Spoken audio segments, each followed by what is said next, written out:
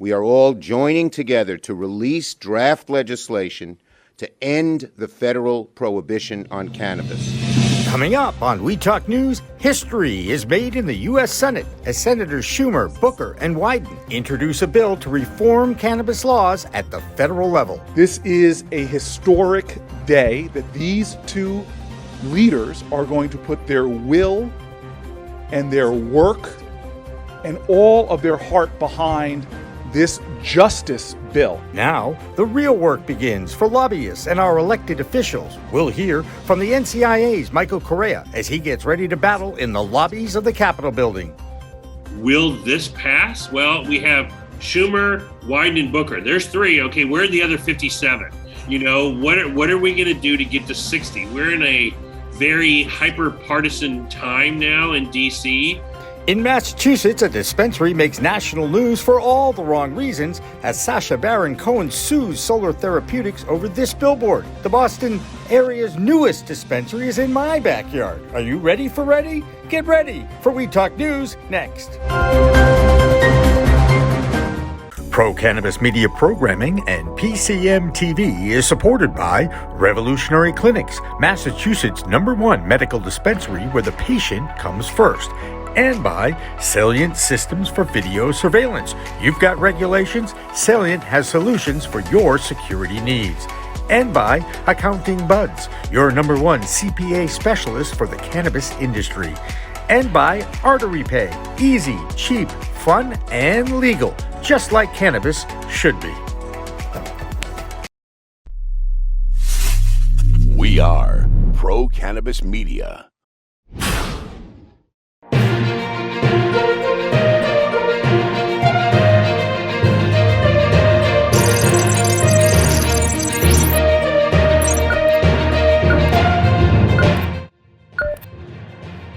Hi everyone, welcome to We Talk News. I'm Jimmy Young from Pro-Cannabis Media. What an amazing week in the cannabis world. We talk about being part of history as we continue to document the end of cannabis prohibition in the U.S. And this week was the first big step.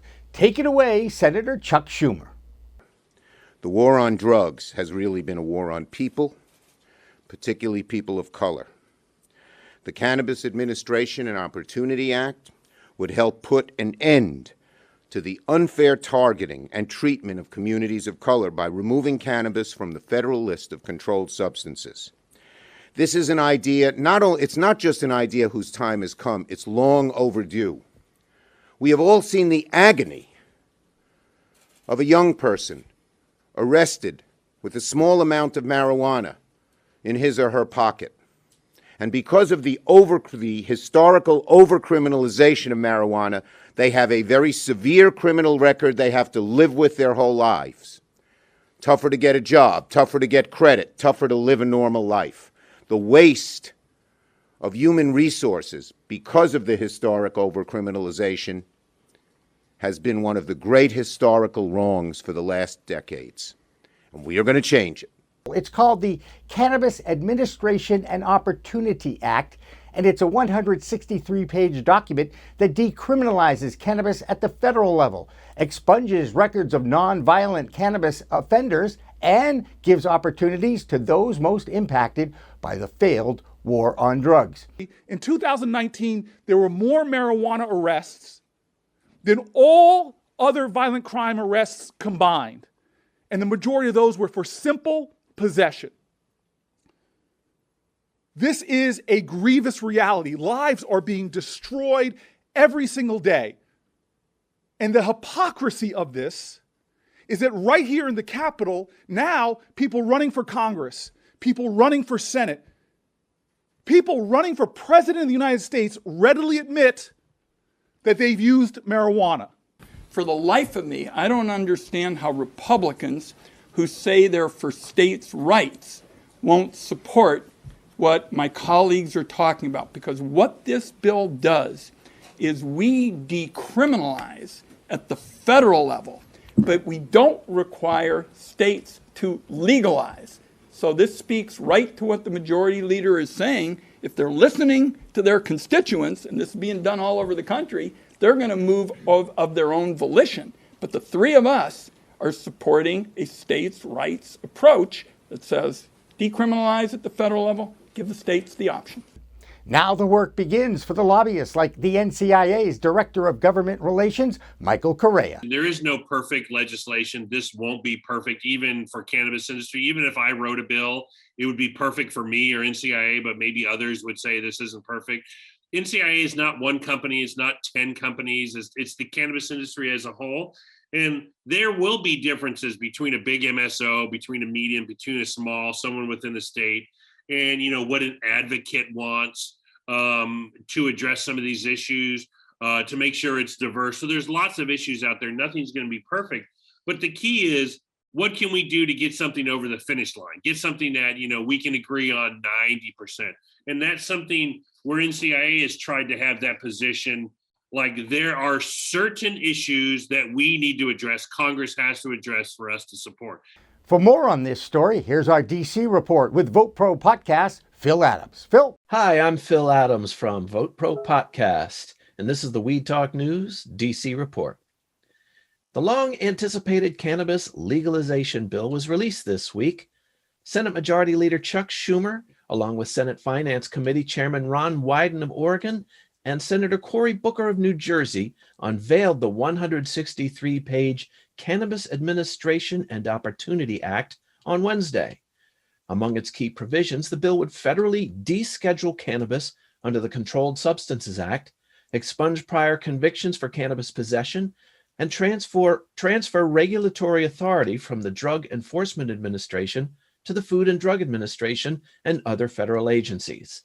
The bill would also impose a federal tax on cannabis products and maintain the authority of the states to set their own cannabis policies. A portion of the tax revenues would be reinvested into communities most impacted by the war on drugs.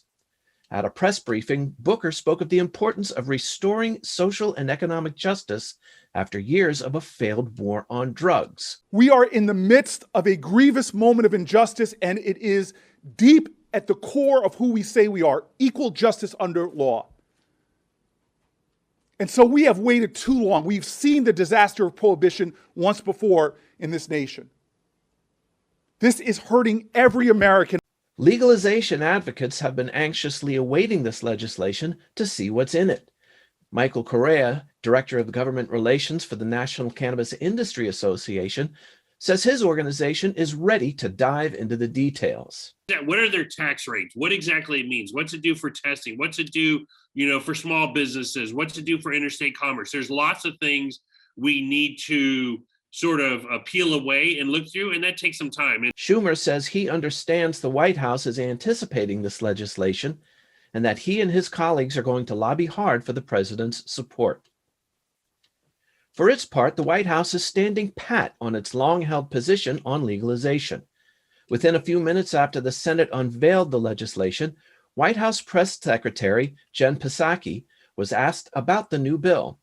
Psaki reiterated President Biden's opposition to legalizing cannabis, stating, quote, "Nothing has changed, and there's no new endorsements of legislation to report today." On the campaign trail, Biden pledged to decriminalize and reschedule cannabis. That's the Weed Talk News DC report for this week. I'm Phil Adams from Vote Pro Podcast. So what's next? What can the public do? Well, tell your senators why they should vote for this. There's a public comment period until September 1st. All you have to do is send an email to cannabis_reform@finance.senate.gov. Now it's time to check out what happened on Wall Street after this big announcement with those always volatile cannabis stocks. Here's the Green Market Report's Deborah Borchardt with that story. This is the business update for Weed Talk News from the Green Market Report. Organigram Holdings reported that its third quarter revenue grew 31% over last year to $29.1 million. This was an increase of 51% sequentially. The net loss for the company fell 96% to just $4 million from last year's $89 million. We have a lot of acquisitions to go over this week. High Tide is buying a dispensary chain with 6 stores in Saskatchewan. 1 is operational, 5 are in various stages of construction and development, and all are expected to be operational by the end of 2021. Evio Labs is buying Leading Edge Farms of Henderson, Nevada. Australia's capital, operating as Audacious, is buying a cannabinoid-infused shot beverage company called Loose. And finally, M. Hardeen said it has decided to suspend construction at the company's Warman facility, and they've also launched a sales and investment solicitation process related to the company and all of its Canadian and U.S. assets. I'm Deborah Borchardt, and this has been the Green Market Report Business Update for Weed Talk News.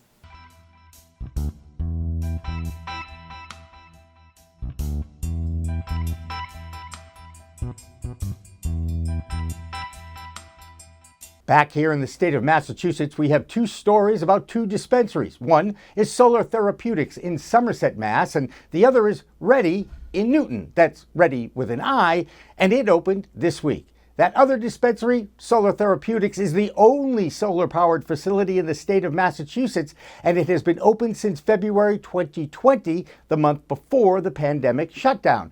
Solar Therapeutics made the national news for all the wrong reasons this week, unless you think any publicity is good publicity. It just might be costly. Here's Canacaster Ron Marshalsea with our Bay State Cannabis Report. Ron? I'm Ron Marshalsea with the Massachusetts Cannabis Report for Weed Talk News. Comedic actor Sasha Baron Cohen filed a $9 million lawsuit against Somerset Solar Therapeutics for using his likeness without his permission on a billboard located just off a Massachusetts highway. Playing off his comic character Borat, this billboard was put up in early April and taken down on April 27th, just days after the cease and desist letter was sent to Solar Therapeutics and their CEO, Ed Dow. This week, the lawsuit was filed in U.S. District Court in Boston. In their brief, Cohen's company, Please You Can Touch LLC, states that the defendants have conveyed to the public that Mr. Baron Cohen has endorsed their products and is affiliated with their business.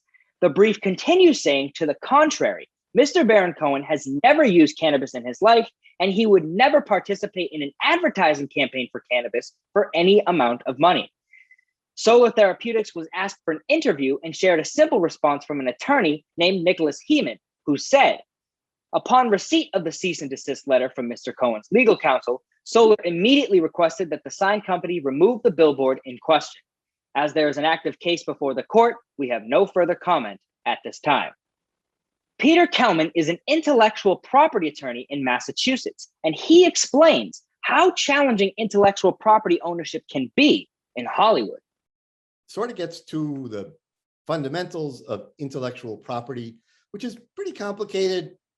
But the big issue that I think Cohen faces here is that he's naming in the lawsuit both himself and his character Borat. And the problem is it's not clear that Cohen has ownership rights to Borat, because if you look up the intellectual property records, it's actually 20th Century Fox who owns the copyrights to Borat. So that's going to make it a bit of a problem. Billboards are one of the only tools that many legal states have allowed for the marketing of cannabis, and some states are starting to ban them. This will be one of the topics for Friday's Green Rush Live talk show on the Pro Cannabis Media Network at 4 p.m. Eastern. In the western suburb of Newton, a new adult use dispensary has opened to the over 21 public. Ready is locally owned by a handful of Metro West partners who plan on opening 2 more stores in the Fenway area and in Natick. For one of their principals, Todd Fennard of Weston, it has been a long journey to opening day. Our friends and family event may have been the most gratifying professional experience I've ever had, because for the last 5 years, we were busting our asses to try to get to the point where we could open our first of what we hope and expect will be 3. And there were so many times in those 5 years when you felt like that day is just never going to come. And you've got investors and you have family members and you have friends, and they're asking you, why is it not open yet? And what's taking you so long? And to get to the day and to be able to welcome your friends and your family in, I'm on a high right now that has nothing to do with cannabis. Or I guess it has everything to do with cannabis. Yeah. If you visit Ready, you might see PCM TV on one of their monitors. Just don't put up a billboard. Ready is located at 23 Elliott Street in Newton, right off the Riverside D-Line T-stop and just off Route 9 eastbound. That's this week's Massachusetts Cannabis Report. For Weed Talk News, I'm Ron Marshallsey. Next up on Weed Talk News, old contributor to this show, Kurt Dalton from Cannabis.net, with his spin on that Solar Therapeutics story and the power of the copyright. Thanks, Jimmy. Kurt with Cannabis.net here. And wow, billboards it is. Usually California gets the headlines on what they can and can't put on a billboard. But with Sasha Baron Cohen filing suit against Solar Dispensary for the use of the Borat character, we are now in the news as well.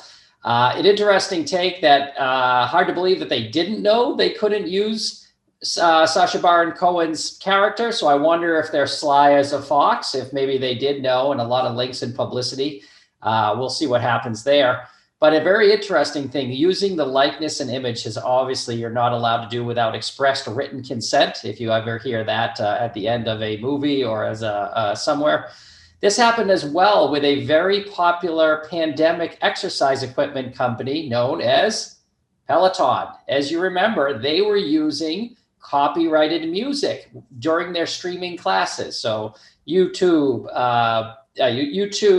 Rolling Stones, whatever it is, they're using it in their class, charging people. And of course, people are listening all over the world. And they got in some trouble too after their IPO from the Artists Association saying, you just can't use copyrighted music, stream it out there and charge people membership and not share the loot. So it'll be interesting. I'm sure this will settle, and I hope Solar will know better moving forward. But again, billboard advertising is very popular for dispensaries. Billboard companies are very happy to take their money, but you do have to play by not only the cannabis rules that are set up in each state, but also the copyright and trade infringement rules set up for everyone who uses advertising or uses images or likenesses or certain words in ads. So we'll see how it plays out. Back to you, Jimmy. Now it's time to go coast to coast with our own California Cannacaster, Jackie Bryant. Her newsletter is called The Cannabis. It's also the name of a column she started in a San Diego newspaper a long time ago in a state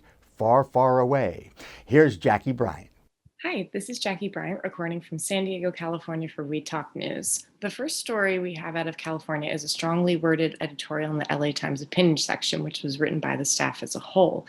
It slams Prop 64 for its many perceived oversights, which the piece say weakens the industry and strengthens the black market. They also say that illegal grows and the various ills that illegal cultivation bring with it, like increased crime and destruction of wildlife, is plaguing California's desert towns thanks to loopholes in the law. It should be used as a cautionary tale for other emerging cannabis markets. The second story is from San Diego, where the DOJ has prosecuted more than 50 smugglers from Mexico who brought the dangerous pesticide carbofuran over the border. Carbofuran is highly toxic to humans and the land and anything else alive, and is commonly found in illegal grows, including trespasses on federal land. The third story highlights the very precarious wildfire season us Californians find ourselves in right now. In Mendocino County, California-based marijuana distributor Flow Canna admitted that one of its employees started a fire that burned 80 acres, forcing 250 people to flee the area and destroying 3 houses. It's called the Broiler Fire. It started July 7th, and Flow Canna said an employee who was mowing grass struck a rock and caused a spark, igniting the fire.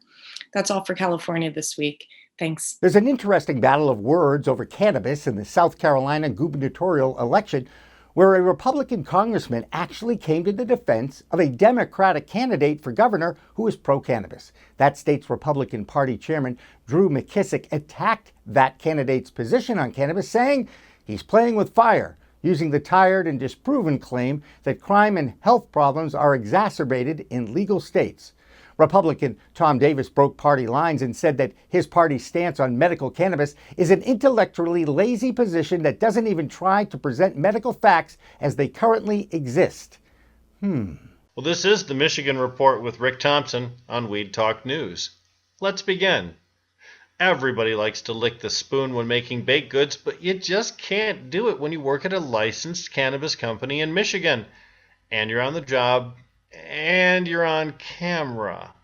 Yes, it's the Dispo in Bay City. Once again, the same people who were suspended from operating the regulated cannabis business for 2 weeks because they allowed someone to lick the joints they packaged for sale.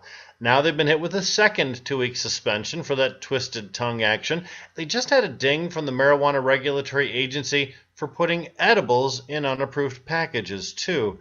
That product recall was announced this week, affects 10,000 chocolate medibles sold throughout the state. A court hearing was held on Wednesday for Judith Pontius, the almost 80-year-old woman from Ypsilanti Township who faces jail for her cultivation of cannabis plants at her home in defiance of local ordinances. She maintains that all 55 of her plants are for her personal medicinal use, and the court is granting an evidentiary hearing to let her prove it. The date has not yet been set. Well, and hello, Delta 8. Goodbye, Delta 8. The governor of Michigan signed a package of bills this week which align the varying definitions of cannabis and clearly identifies cannabinoids which produce a Delta 9-like effect are to be regulated by the Marijuana Regulatory Agency, and that includes Delta 8. Now, moving Delta 8 into the regulated market means it should disappear from gas station shelves in October, but that doesn't mean cannabis businesses in Michigan will be selling Delta 8 products anytime soon. Thursday morning, the regulatory agency issued a warning that Delta 8 had no approved method of extraction, and cannabis companies can begin submitting plans for a successful extraction and testing of Delta 8 product program. But that process can take months. Bottom line, Delta 8 fans in Michigan had better stock up. And that's it for the Michigan Report. I'm Rick Thompson for Weed Talk News. Vermont may be one of the smallest states in the union, but they too are going through the growing pains of a new state with a legal adult use cannabis market. Our own green nurse, Jessie Lynn Dolan, explains. Jessie Lynn? Thanks, Jimmy. I'm Jessie Lynn Dolan from Nurse Grown Organics and Vermont Cannabis Nurses, and this is the Weed Talk News Vermont Report. In a $25 million deal, 2 Vermont medical dispensaries, Champlain Valley Dispensary and Southern Vermont Wellness, collectively known as Series Med, will merge with Slang Worldwide, a publicly traded Canadian cannabis company with operations in 12 U.S. states. With the $25 million sale of Series Med, out-of-state conglomerates will own all 3 Vermont medical cannabis licenses. Plans are already underway for a 50,000 square foot expansion and to double its workforce. All medical cannabis license holders get quite a jump start and can begin selling for adult use 5 months earlier than other Vermont retailers. Giving this advantage alongside the boost from corporate investment, many cannabis activists are worried that Vermont's adult use market is working against small craft cultivators before they even start.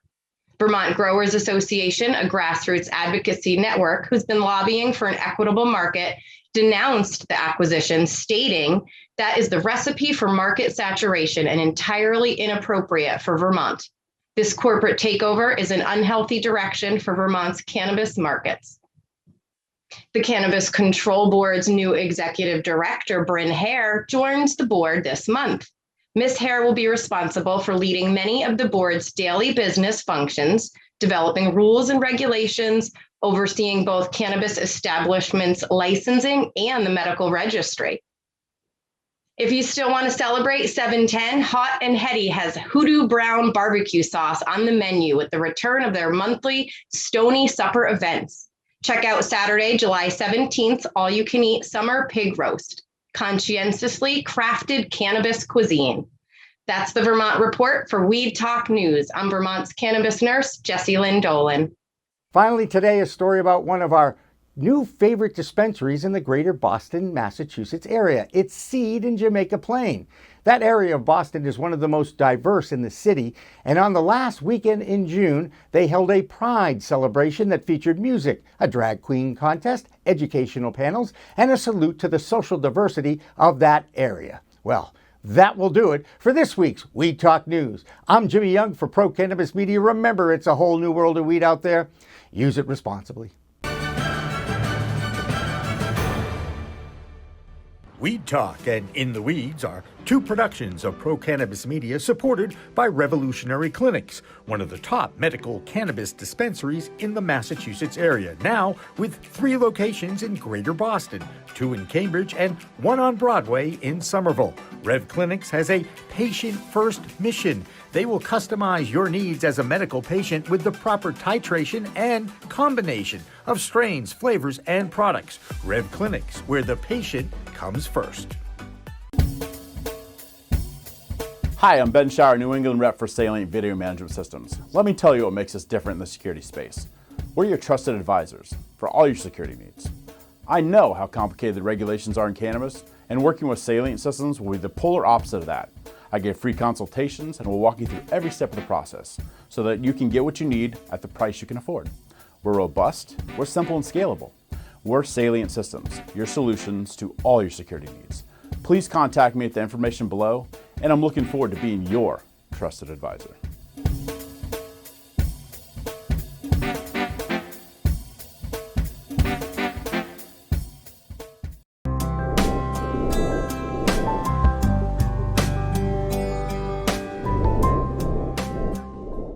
Pro Cannabis Media programming is available live and on demand on our Facebook page at Pro Canna Media, on Instagram at Pro Cannabis Media, on LinkedIn also at Pro Cannabis Media, on YouTube and YouTube Live on Pro Cannabis Media, Twitter at Pro Canna Media, and on twitch.tv/Pro Cannabis Media. So like, share, and subscribe to all of our content, newsletters, and shows live or on demand.